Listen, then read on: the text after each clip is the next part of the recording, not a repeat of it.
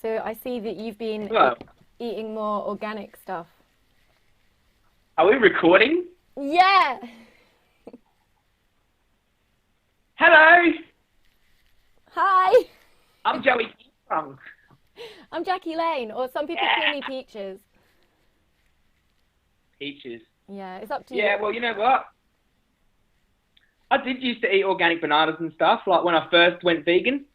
Um, I used to buy boxes of them and stuff, and I don't know why I got out of the habit of it, but I went back past the organic place,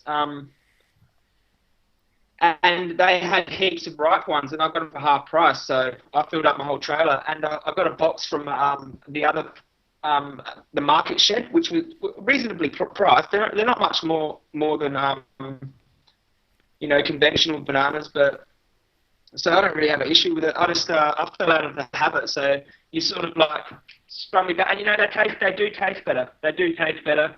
They're better quality, and yeah, the lettuce that I bought had snails in it still and ladybugs. Yeah, So that's what you if the want. ladybugs, yeah. So they were eating the lettuce, so it must be good.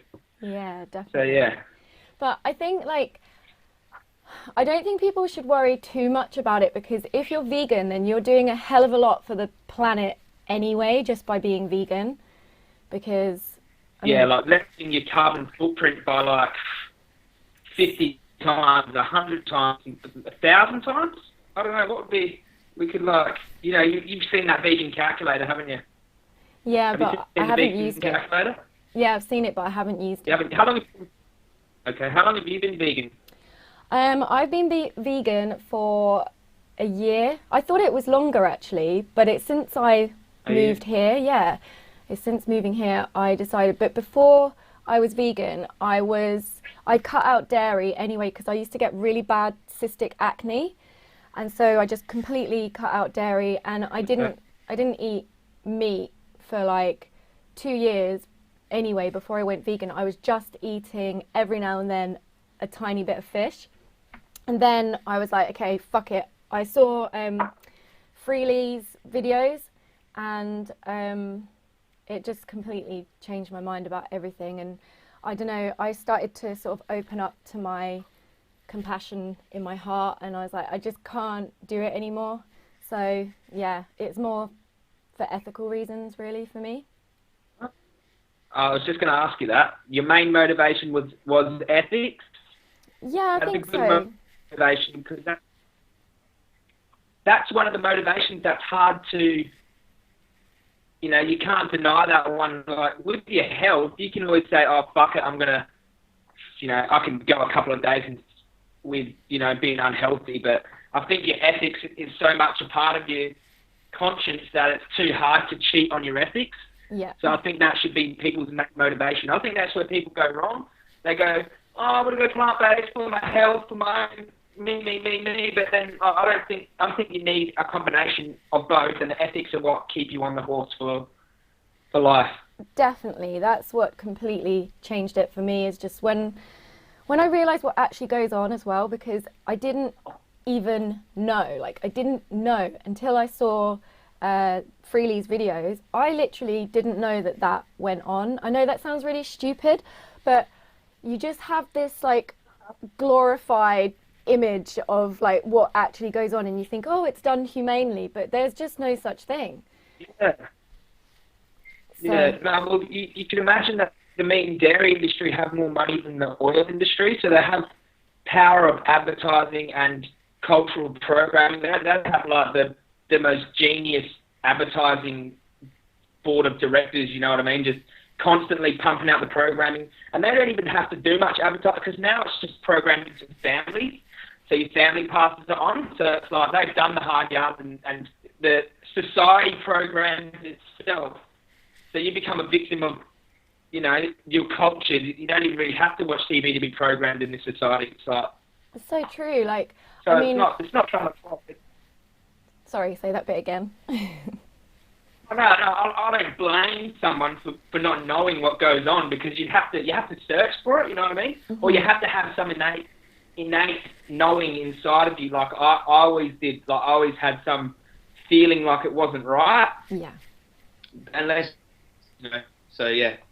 But that's the thing, like, I've seen some of your videos about, like, once you know, like, if you don't change it, then, I don't know, I find there's quite a lot of harshness in the vegan community, like, where there's a bit of lack of understanding, because it took me a while to actually integrate what I know now. It took me a while to actually make that connection and then motivate myself to actually make the changes. And although in my heart, I knew things weren't right, it's also the fact that we are really desensitized to things, and you're so programmed. Like, when I first went vegan, all my friends and family were like, oh, you can't do that, like, what about your protein, what about your iron? And they just, like, you get a lot of pressure when you first, like, have the courage to say to people, and then you start doubting it, and it's those limiting beliefs that kind of pull you back into that way of living and being, and just, you have to kind of, like, change the people you hang around with as well a little bit. You have to find like-minded people, and it's a real big challenge to actually do that. And I think that's where people fall down as well. It's just the fact that it's actually making those changes and having belief that in that, and a lot of people don't know all the science behind it, and a lot of people, they don't see it as the only way of being healthy or the only way to help the environment. And so that's where they fall down as well. They kind of slip back into old ways just because of all these limiting beliefs. And I feel like it's really important to have compassion for people who haven't made that connection yet, and who are not quite there yet. Like I think I mentioned in my video, like, my boyfriend, he's not vegan, but he has changed a lot over the past year since I've gone vegan, and I think he's on that path. And for me personally, like, there's a massive sort of debate in my head around this, because I think, like, you can't disown everyone. You can't just disown all your friends and your family and just stop loving them and think that they're evil people just because they eat meat, because, it's not necessarily true. It just means that they're not educated and they haven't made that connection yet. And even if they have made that connection, it takes time to make changes. And I feel as vegans, we need to remain compassionate and understanding for them. But also, I think your approach is really good as well, like being harsh and in your face about it, because that's what changed it for me. So, sorry, I'm rambling. That's fine. That's fine. I understand your point of view. Like, that's what gets the most results. Look, if you're going to sit there and say, but no, that's not the truth. The truth is, this is happening. This is fucked up, and the reason that it's still happening is because it says no one judges anyone. Yeah. No one goes, oh, you can't. That's fucking wrong. What are you doing, dude? Look at this. Look at this animal with its fucking head cut off. Look at it. It's scared. It's dying. It's shitting its pants, and you're eating its carcass. Until you give people the reality, they're just going to be like, oh yeah, vegan's just like vegan eating. You eat vegetables and salads, and Joey's a homo for doing it. Whatever, mate. This is your reality of it. This is what's happening to the planet. And so, in saying that though, I don't disown my family for eating meat, but at the same time, I can't be around it anymore. I can't go to a barbecue function without feeling sick now. Like, I can't do it because I've been so involved with the animal cruelty side of it, editing up my videos and seeing it and constantly refreshing my memory about it. Like, now I see meat, and I see a dead animal. I don't see meat anymore. I don't see what they see. So it's difficult not to be passionate and not to be sort of like it's like if your brother, let's just say your brother was a mass murderer or something, like, it'd be really hard to remain compassionate. Once you can understand, you know what I mean? Like, 'cause that's what it sort of is like. Like, for a lifelong vegan, let's just say you've been working with animals, saving animals, like, and then you see someone eating an animal, like, it's galvanizing you so much that it just becomes like, whoa, what the fuck? Like, they get offended seeing someone eating an animal, like. So I think that's starting to happen to me, but I'm not going to lose my compassion, so. Yeah, I do. I get offended and I get upset about it, and it is a challenge being with my boyfriend when he eats meat. I mean, it's very rare that he does eat meat now, like really rare, and like he'll just have maybe a bit of fish. He's kind of where I was last year before I went vegan, so I have faith that he's on his own journey and everything. But not just that, like, yeah, friends and family and stuff, I find it increasingly difficult to be around, just because I don't see food. I see a person, I see like feelings, emotions, like a being that was alive, and it's really hard. But at the same time, I love humans as well, and I don't want to, it's just, I'm at that point where, I mean, what do you do? Like, I don't want to not see my friends or see my family just because they're not vegan. But then, you know, how do you cope with that? I don't know, because I'm dreading Christmas, because like last Christmas I'd just gone vegan, like just before then. This Christmas it's like, oh, I don't know what I'm gonna do, because it's all like pigs in blankets and turkeys and ducks and goose, you know, the geese that have been force fed, and I don't know. I don't know how I'm gonna cope. That's a tough one. It is a tough one, you know. I come from an Italian background, so everything's based around food. The family gathers around food, and you know, and if you don't eat the food, you're offending. It's so offensive and all that. Like, so I don't know. It's just something that you have to realize. Oh, you've frozen. Fitting in, or hold on, you've frozen. Say that again.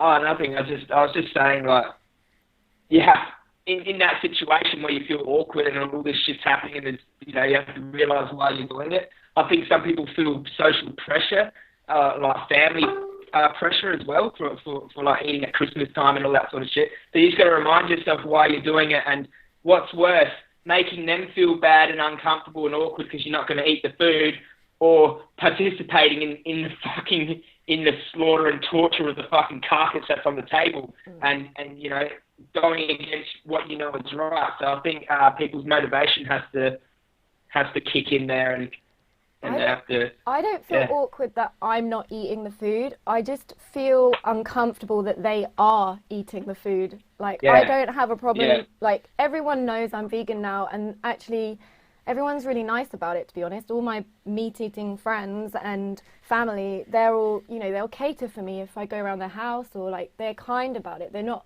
horrible. They understand my reasons, and but it's still the fact that, you know, do I sit there and watch them do that and not say anything? Like, because I mean, I've told them why I'm vegan, but it's up to them to make that connection, and it's up to them if they want to take that forward. Like, I can't push it down their neck. Do you know what I mean? Like, I can't yell at them at Christmas around the table. It's not like I'm gonna rock up to my family dinner and go, "Hey, what the fuck are you doing? Give me that!" You know, like, no, I'm not gonna do that. Not yet, not this year, but next year it's coming. Yeah, go on a protest around your own house. Yeah. No, it's just. Yeah. But your videos are really inspiring, and I really love that you're going out into the public, like asking people, like what you just did after Russell Brand. I thought that's brilliant, and it just it's so funny because you ask these questions, and then people are like, they just it's like they just can't actually comprehend, and then they're like, oh yeah, I'm being a massive hypocrite, and it's just so funny the look on their face when you say that.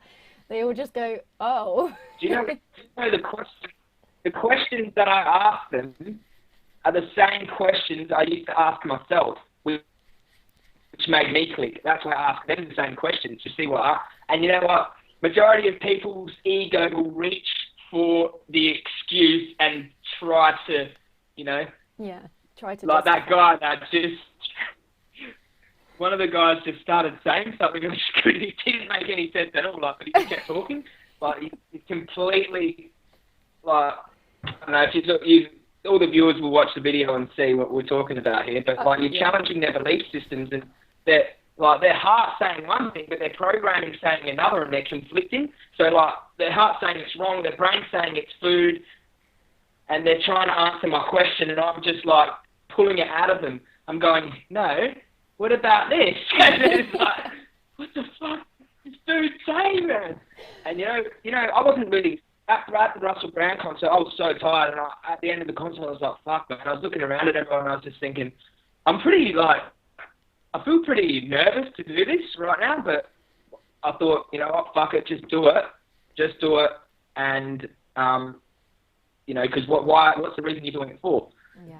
So I just went and did it, and once you get the first one out of the way, you get like a bit of a buzz from it, and then bang, and you can, you know, then it sort of starts flying. But I think having a little bit of guts and just going for it is the best thing, because like they're only people at the end of the day, and as long as you're not saying, oi, you're fucking wrong, this is what's right, you just let them decide for themselves, and you know, whatever answer they give. Like you're just sort of being unbiased as you can, asking them logical questions and expecting them to be intelligent enough to make the connection for themselves without you pushing them a certain way. Just putting it out there. Yeah, I really like it, and I know it's real interesting. It's fucking. Yeah, and I saw that the guy that you're talking about, and it was hilarious. And that other guy was just like, it just doesn't make sense, to be honest. It doesn't make sense. It was so funny. Yeah. After that, I was like, thank you very much. And what is his mate going to say? And then his mate said the same thing, and I'm like, boom, that's gold. That is gold material. I'll use that. One thing I did want to speak to you I really do hope that... Sorry? Oh, sorry. You go. Sorry, it's just there's a delay, so I keep talking over you. Sorry. Yeah, delay. No, I was just going to say, I really do hope that some of them people that I interviewed watch my channel and watch the video. That's all I wanted to say. They can will. really see what I'm talking about.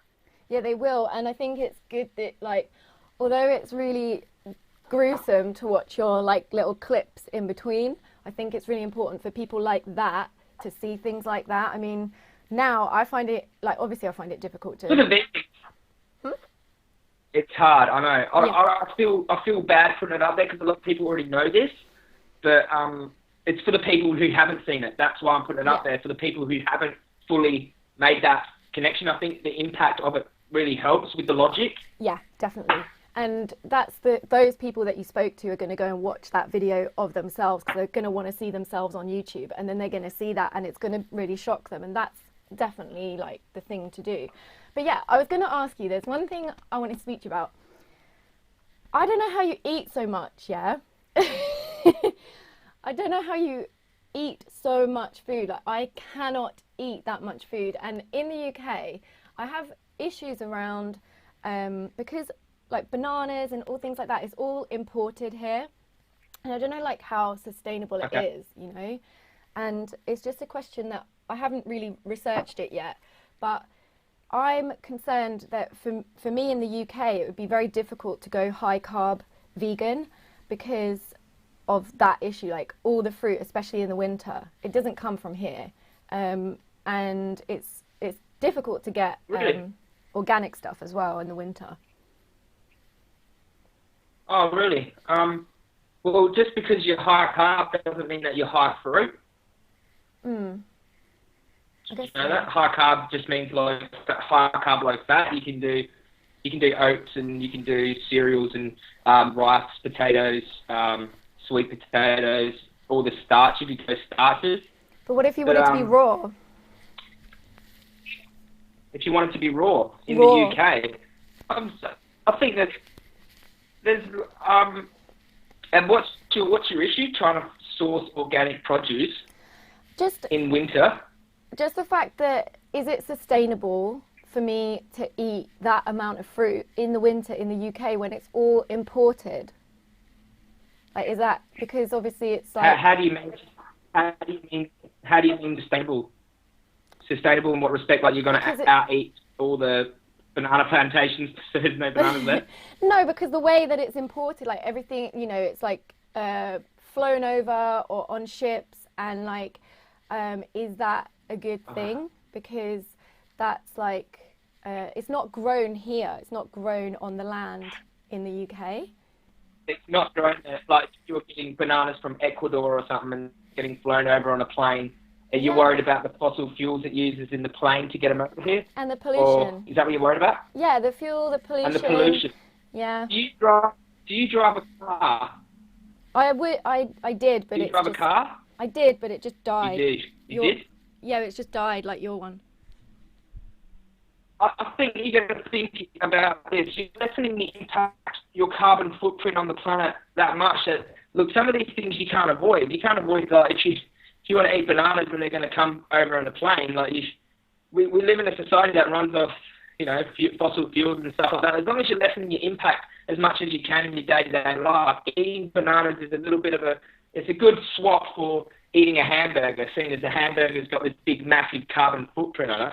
So if you're choosing bananas, you know, you're lessening your impact by heaps, man. Heaps. Yeah. Like, don't sweat the small stuff. Look,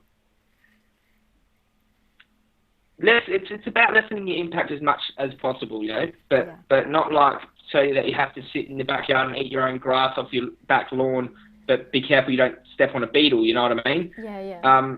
I think that you're doing enough as it is, and by you being vegan and spreading the vegan message, you're creating a ripple effect, which is having an even bigger impact on the environment, a positive impact on the environment. So you got to think of that too. Now, if you're getting some bananas flown over so you can be carved up enough to do your activism and do your videos and be healthy and be high carbon lean and get out there and do some more of your fantastic work on YouTube and whatever else you do, then so be it. It's like we gotta weigh things up here. Yeah. Okay. Yeah. You're already like, yeah. Yeah. Alright. So you're doing well. Cool. Okay. Is that good to hear that perspective? Is that sort of? Huh? But it's good to be thinking of that. Definitely, it's good to be thinking of that. Like, but obviously you live in the UK where bananas aren't grown locally, and like I think in Australia we get them from Queensland.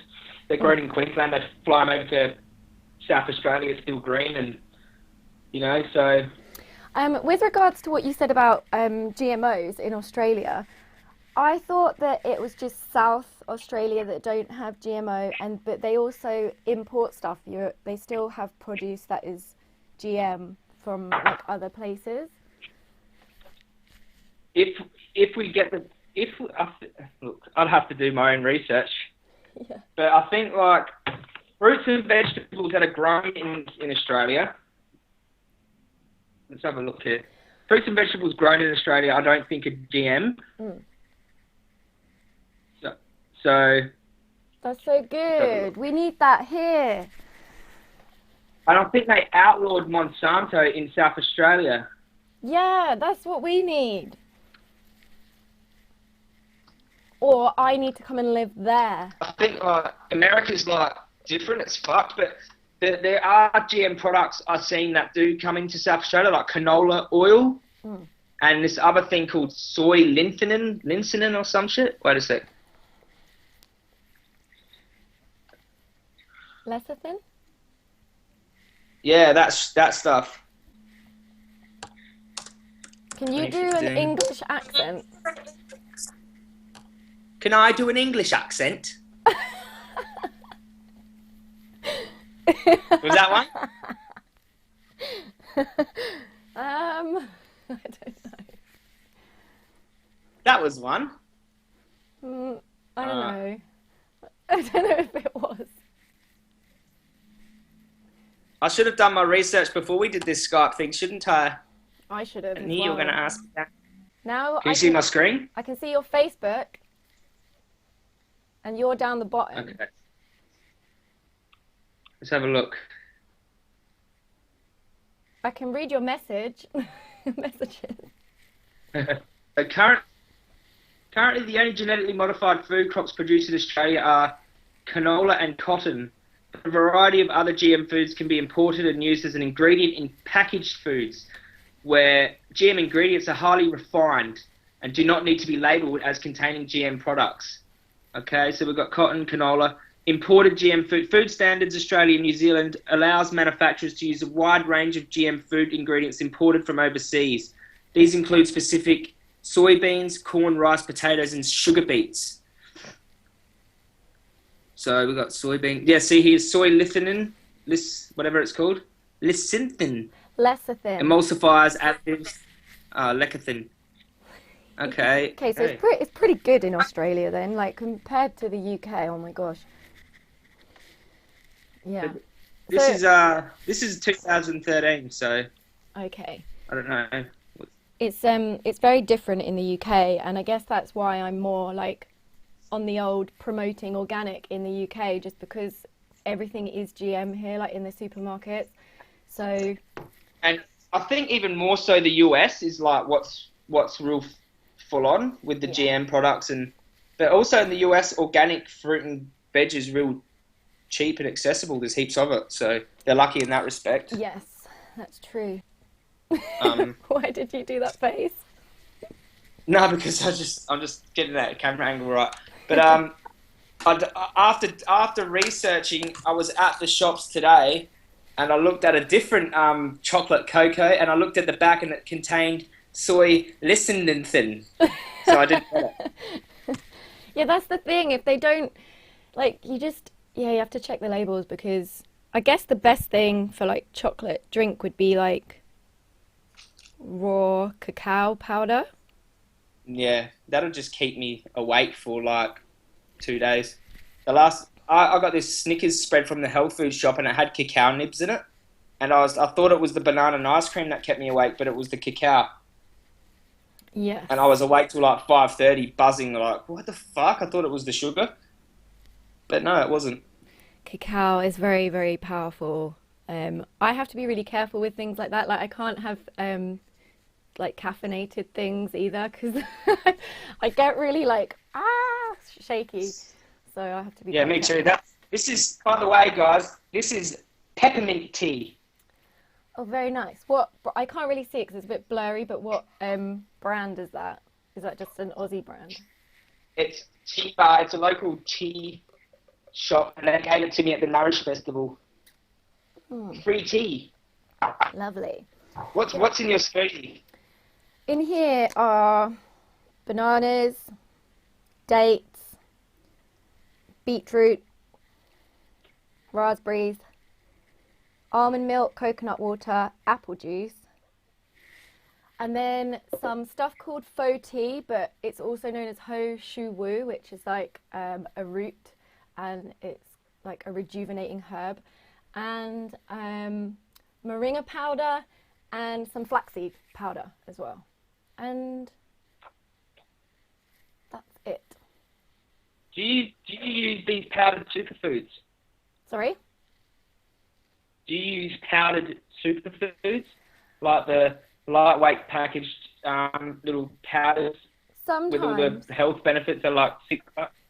Yeah. Sometimes? Yeah, sometimes. Do you believe health benefits, or do you think it's a little bit of a focus? Just eat whole foods and you'll be right, or do you think they contain some super? It depends, because energy? if you're not, like, for instance, like the seaweeds and the algae, like if you're not consuming that in your diet, then why not use a powder, like the powdered form? It's just dry. It's just the plant dried, and then ground up into a powder. So it is food. Do you think it's lost most of its nutrients by being dried and the water taken out of it and ground up, or is it still okay? I don't think it's lost most of its nutrients by being dried. Like, it depends what it is, because I don't know too much about superfoods, but I know about herbs, and I know obviously herbal medicine, dried herbs work, and you still get all the phytochemicals and the nutrients and the positive benefits from dried herbs, and that's one way you can take herbs, is in teas and decoctions and in powders. So no, I think it depends where you get them and how processed it is and what it's mixed with and what they've combined it with. But if you're getting like a decent brand where they are, like, I use Body Me, which is one of the brands that I use, and then I can't remember the name of the other one actually, but it depends what brand you get and where you get it from, because there can be stuff that's just full of bulking agents and other things like shoved in there to make it like the consistency different. But if it's like pure, sorry, do you think it's more of a supplement, like for people that aren't on a full whole foods vegan healthy diet? Yeah, it can be. Like, all right, it's sort of like people use it as because they're an unhealthy person, they know they're unhealthy eaters. If they supplement with this superfood that costs $150, and they can sort of like undo the destruction of their fucking unhealthy diet, sort of like a. Yeah, that's not the best way to use them though. Like you shouldn't. Like it's also how some people use them as like food substitutes, and I think that's really stupid because it's something that you should use alongside a healthy diet, and it can help boost you and it can help add to that, but it's not something you should substitute or use as a way to excuse your bad choices, you know, the things that are making you unhealthy. But I think they work because, I mean, I feel them working once I've taken them. I'm like really quite a sensitive person, so I feel the difference between when I'm using them and when I'm not. And I'm using, at the moment, like I said, it's faux tea, which is a root of a plant, which is like I see it as herbal medicine, but it's classified as a superfood, but I see it as a herb kind of thing, like a herbal medicine. And yeah, a moringa powder, and it's got like magnesium, B1, B6, B3, iron, and just loads of phytochemicals in. But like I say, you have to be careful where you source them, because if you go to like your general kind of high street health store, then it's likely that they are mixed with chemicals and crap that isn't going to do you much good. So you have to get like decent stuff. But yeah, I think they work. Some people will get like mangosteen skin, extract something from the mangosteen, like, because the mangosteen, they don't use the skin, let's just say they tinnel the mangosteen fruit, and they've got all these skins as a byproduct, sort of like a waste product, and then they make an extraction from the mangosteen skin and put it in a little capsule and call it a superfood and sell it for $150 a bottle. You know? Well, you could just eat the skin. Can you eat the skin? You could just eat the mangosteen. Yeah, well, I think... No, that instead of wasting all the skin, they extract, you know, some property out of it and then call it a superfood and sell it to people that sort of like are a bit clueless. Yeah, I don't think that's right. But not all superfoods, but some of them, they do that. Yeah, no, I don't think that's good. I think like it's definitely something to use alongside. Like you shouldn't be. It's obviously better to eat the whole plant or the whole food, or like get that into your diet. But if you know, it just depends which one you're referring to. But yeah, I don't think definitely all different types out there, eh? Yeah, definitely. Like, I mean, the Chinese, look at the Chinese using herbal medicine for thousands of years. You know, they couldn't be wrong with that. I don't think they are. But I do Western herbs, so I don't know too much about all the Chinese herbs. But faux tea is a Chinese remedy. It's actually really good for like all your sexual organs, and it's good for your hair, and it's good for your skin. So yeah. I like sexual organs. Yeah. Oh, sorry. So it's a good one. It's like an adaptogenic herb, which means it can help with your stress responses. So it can lower your cortisol levels and support your adrenal glands. So yeah, it's like a good all-round rejuvenating herb. And I think it's like one of the top 3 in Chinese herbal medicine. It's one of their top 3, like, they call it like the youth herb, because it keeps your whole body young. And I think things like that, you're not necessarily going to be able to eat that whole. So to have it as a supplementation or have it as an addition to your diet, I don't see anything wrong with it. So yeah, that's my view. You know what I like? Berries, dried berries, little berries like Inca berries and goji berries and little blackberries, like dried berries like that. I think they're just antioxidant powerhouses. But when you get the whole dried berry, you know, and you can just soak it in a tea or put it in your, I don't know, I just like chewing on them. Because, like, yeah, that's one thing that I would do. But the powders and stuff, I'm a bit, not all powders, but some of the powders I'm just a bit skeptical of.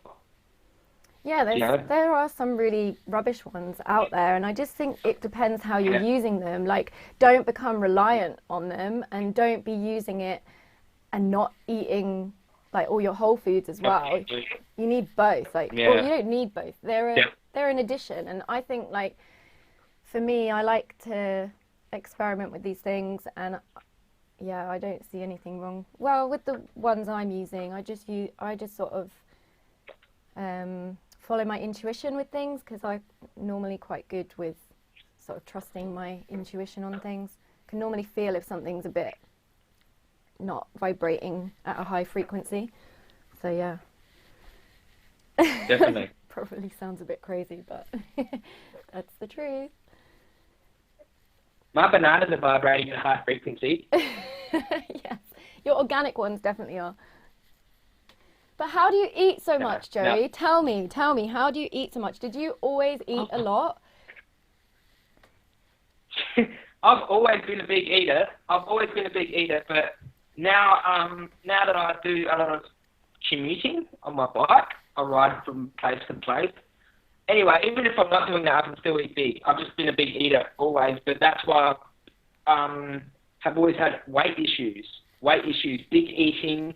I've always been into food and cooking and watching cooking shows, and I've just always loved food, everything about food. And now that I make good dietary choices, I'm able to eat a lot and not to put on weight, and also I'm very active now, and I'm conscious of energy balance as well.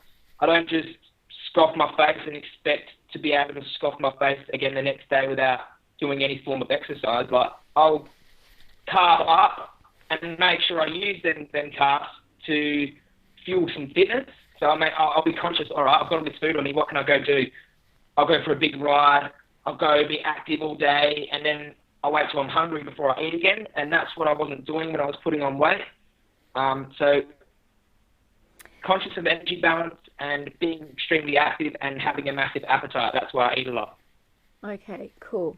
Yeah, I think because for me, like, I've never ever had a weight issue. I've always been really naturally slim, even though, like, I eat a good amount of food. Like, I do pack the food away. Like, I think I eat, but saying that, I'm probably not as active as I could be right now. Like, I do yoga and I do pole dance and stuff, but I'm not as active as I could be right now. And that is something I want to get into. And maybe if I am, burning more energy, then I'm going to want to eat more. But yeah, I sometimes look at you, I'm like, how the hell are you eating all that? I've never seen anything like it. 35 banana, what do you call them? Banana dogs or something. Yeah, well, I actually find it fun to eat a lot too. It's like a challenge too. Sometimes I'm like if you see me when I go out to like a festival or something, I just want to try everything. Yeah. So, it's like a fun hobby as well. Yeah. There's nothing better than like trying all different foods and being able to try more than just 2 plates, because most people will be full, and I'd be like, nah, I can still get in 3 or 4 different things. It's an expensive hobby, but it's like, I don't drink alcohol and I don't use drugs or party or anything. This is like my party. That's the thing. Like, party. That's the thing, because people often say, like, oh, it's too expensive to eat organic and it's too expensive to be vegan and stuff like that. But for me, well, I'm the same. Like, I don't go out and spend my money on alcohol every weekend. I'm not buying junk food anymore. I'm not, like, wasting my money on like fizzy drinks and cans of Coke and stuff like that anymore. So it's like, well, it's just your priorities, isn't it? It's not. That's what I think, anyway. And to be vegan, you don't need to be organic. Like, no. You can get. You can, and if you're smart about it, you can get bananas go buy bananas that are already ripe. You can eat rice potatoes. If you're doing a starch-based diet, it's still cheap to be organic. But if you don't have any money at all, if you've got $20 a week, you can live on rice and vegetables. Like, and it doesn't have to be, and it's still 100 times more healthier than the normal Western meat and dairy diet. So people get their wires crossed about vegan diet being expensive because they see the organic bananas for $6 a kilo and the organic cacao powder for $30 a bag, or all this stuff that you don't need to be healthy. You just need basic diet of starches, fruits and vegetables, and that can be cheap. Or if you raise your standards a bit, that can be, a bit expensive. It's relative to the person. But I think we don't want to turn anyone away by saying, yeah, I know you have to buy the $60 box of bananas. No, you don't. You can get the $10 box of bananas if you just realise that they're not going to be as nice. I've got a $5 box of bananas before, and it tasted like shit. So you can it tasted like a $5 box of bananas. So, but yeah. So what's your background like? Because I often hear you talking about, I don't know, that you, that you don't take drugs and that you are a nice person now. So what was your background? If you don't mind me asking, you don't have to say. It's completely up to you. Well, I can give you an idea. I used to be involved in gangs and a lot of I used to take a lot of drugs and alcohol. I drink a lot of alcohol. I was a happy person. I still had a really positive attitude, but I think my environment shaped me into something that I wasn't, and that's something that I had to be to sort of you have to be, you're a product of your environment in a way, so you have to adapt. And I think that's what happened to me. I adapted to my environment, and things happen when you're in that sort of world. It's not always there's not always people that have the best wishes for you in mind. So you sort of have to, Anyway. I spent some time in jail and on home detention. I was for weapons possession and assaults and things like that. And I basically had a very positive philosophical mindset, but like I said, just lost along the way. And but really, I needed all those lessons to become the person I am today. Because without that experience and those lessons, I wouldn't be the person that I am. I wouldn't have the same gratitude for life and the same sort of. I can see the world with these eyes. That it's like a new perspective, and I have that experience behind me too. So. Yeah. And I think it's really admirable, and I don't know the word, but I mean, I can completely appreciate where you've come from. Like, I wasn't involved in gangs or anything, but I used to be really into drugs, and I used to be a stripper. So I kind of went down my own path of self-destruction, and and pulled myself out of it. So I know I can appreciate where you're coming from, because that's good. Yeah, and I just think I want to be able to say, look. I think that's what. Oh, sorry. Is that where your element of spirituality? Did your element of spirituality come from your challenges? Is what Joey wants to know. Do you know what? Basically, when I was a child, I used to have out-of-body experiences, and I used to have some pretty strange experiences as a child, which I then forgot about. And sleep paralysis? Lucid dreams? Yeah, I had lucid dreams, but mainly just out-of-body stuff, where I would literally come out my body and float around the house, or I would be like, I'd feel like I'm being taken to like another place, like a whole different planet or dimension? Dimension. Yeah. And but then as I got older, it kind of got conditioned out of me that wasn't possible. It was just my imagination, and that it was just a dream, And then basically I just got into drinking and drugs and stuff like that, and I had some really intense spiritual experiences when I used to take ketamine, but I just put it down to the drugs. But then when I came off everything, and I don't know, I started doing yoga and meditating, and all those challenges that I had, it just led me to that path, back to that path again. And I realized, okay, no, this is for real. Like, this isn't just my imagination, like these things are possible. And I started to, like, as a child I used to be able to kind of sense or feel energy and stuff, but then as a teenager, like when I was at school, I just like forgot about it, or I just pushed it away. I just sort of just pretended that didn't happen. And now I'm at a point where I'm able to kind of utilize it and tap into it and stuff. So, but I've definitely opened up a lot more spiritually since everything, like since being result. Yeah, as a result, yeah. But I did have some stuff go on when I was a child too. Yeah, that's very, very, very strange that you mentioned that, because I had the same experiences when I was a child, from about 5 years old onwards. Crazy nightmares, out-of-body experiences, evil entities in my room. I'd be paralysis. The entities would be over my bed and tormenting me, picking me up off my bed and throwing me around the room. All the way up to, I didn't tell anyone about it till I was about 20. But yeah, amazing. And I've been to amazing places too, like positive dimensions where, you know, I could, you know, create my own, like a lucid dream, but also being able to fly around, astral travel in my own neighbourhood.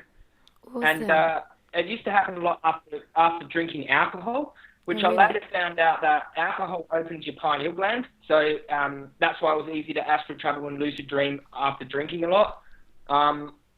So I found out that I was releasing DMT when I was still awake. So that's what was creating the hallucinations, and that's why I used to get the sleep paralysis, which would be like, it would start off with a buzzing in my head, like a ring or a buzz, like, like a wave, and then I paralyzed, and then when I sort of got courage and lost the fear of it, I could pull myself out of my body and have a positive experiences. But when I was afraid of it, I crept up, and that's when the negative entities would come in and start to torment me. So don't get it anymore. Don't get it anymore now that even though I was clean when I was 5 years old off drugs and that, I still got it, but I think something might have happened in my youth, like a marriage breakup with my mum and my dad or something. I don't know what happened, something happened, but yeah, but now I don't get it anymore. I don't get sleep paralysis anymore or any negative dreams. I'll sleep like a baby and it's all good, so. Awesome. I've experienced the sleep paralysis thing when I used to take ecstasy. Actually, that's when it used to happen. Like, if the week afterwards. Sorry. The week after the ecstasy. Yeah, like a few. After? Yeah, a few days after, and it would. I had some really twisted, like, nightmares that were just like repetitive. So I would think that I've woken up, but I would wake up in my nightmare, but I would think that I'm awake. And but I would still be in my nightmare, and the whole thing would repeat itself, but even more intense. And then I'd wake up, or I think I'd wake up, but I wasn't. I was still in the nightmare, but I didn't know that. And so every time I would wake up, I think I'm awake, and it would just get more and more intense and gruesome and disgusting. And then when I did wake up, I would be saying to myself, wake up, wake up. I wouldn't be able to, because I'd be completely paralyzed. Like, my eyes wouldn't. I'd be vibrating like this, and my eyes wouldn't be able to open. And then, like, if I found that if I could just sink into it, then I would be able to then wake up. If I could just relax, and then I'd be able to wake up. Relax, yeah. But yeah, that's the most important thing when that happens. You know, and talking about this sort of stuff is the best thing for other people that have the same experience but are too scared to say anything, because you'll be so surprised the amount of people that I fucking said this to and gone, oh my God, Joey, I can't believe it. Come with me. Can I please tell you? I've got to tell you my own experience. And then they haven't told anyone about this because they're too afraid of what other people think. And then once you explain to them what it is, they because everyone fears the unknown. Once they understand what it is, they don't have the fear of it anymore, and then they can break free from it. So I think that's important with these things, and always do your research and understand something so that you don't have to fear about it. And that's the same with everything in life. I think once you understand it, you can sort of conquer that fear and get through it. And yeah, I always get nervous about like talking about my past and actually like saying the type of things I used to do, because I feel like there could be a lot of judgment about that. But at the same time, I feel like it's really important for us to share that, because then it can show people, well, if we can do that, then so can they. Yeah. And definitely judgment. Definitely going to be judgment. But you know what? Who gives a fucking living fucking shit, really? Like, because the thing is, if they're judging on that, then they've got obviously they've got their own issues. Yeah. Do you know what I mean? I think it's better to be open and honest about these sort of things, so people get a better idea, and then you can really you've learned from experience, so your advice would actually be worth something. You know what I mean? Because you've come from a bad place. You know. Yeah. So I'd rather take advice from someone who's had life experience than someone who's read it in a book and is just regurgitating information. Yeah. Because what are you going to learn from them, mate? You're not telling me what worked for you. You're telling me secondhand what worked for someone else in a book, mate. I want to hear your experience. I want to hear how you got out of it. And that sort of stuff is gold, and it can't be taught. It can't be taught. Yeah. Yeah, I agree. I'll tell you something, Joey. I swear more when when I'm like chatting with you online or here. I don't know if it's just like an Aussie thing, but you swear a lot, don't you? I come from the northern suburb. The northern suburb. Me and my friends all swear. That's all. We all swore all the time. My mum swears, dad swears, my brother swears, my little sister swears. It's just like how we talk. It's I can become conscious of it and like sort of stop it, but when I get comfortable, I just let it all. That's the thing. I used to swear so much, but over the past few years, I've been like, I guess, consciously trying not to swear as much. But to be honest, that's not really me. Like, I do swear quite a lot, but then I think people find that quite strange because I'm quite well spoken, and I don't know, I'm a female. Like, I look the way I look, and people are like, "What, you swear?" But yeah, I don't swear as much these days, but I find myself swearing quite a lot when I'm connecting with you, but I don't mind. It's quite funny. I think sometimes I say some stuff in my video. I think, fuck, that was pretty full on. But like, you know, it's all good. They're either gonna watch it or they're not. Like, some people will actually connect with you more because you're swearing and you're like a real person. You're not someone that's just like, you know, I never swear. I say everything prim and proper. If you let out a fuck here and there, people are like, oh, it's a normal human. Yeah. But I've been doing quite a lot of work around the word cunt, because it's actually it's actually used to be like a sacred word in ancient times, and it used to be like, it represented loads of different things, and it used to be a really positive word and used in a really positive way. And nowadays it's like nowadays it's used as an insult, but it never used to be. And I just find it like quite interesting looking as to where words came from. Not always an insult in Australia. Really? The word cunt, it can be like, a funny cunt would be someone who's funny. Oh, you're a funny cunt. That's what me and my friends would say. Or do you say it with affection? Have you met this cunt? Like, is it an affectionate thing to say? Can it be an affectionate thing? Like, with friends, yeah, we'd be like, I fucking love you, cunt. That would be an affection. Exactly like that. Or, you know, it can be used, it's all how you, in what context you use it, which makes it either offensive or just part of your sentence. So I think you just read the person, you know, it's just that part of the... I suppose a lot of the American people that watch my videos, they're just like, I've never heard someone say the C word so many times in a video. That's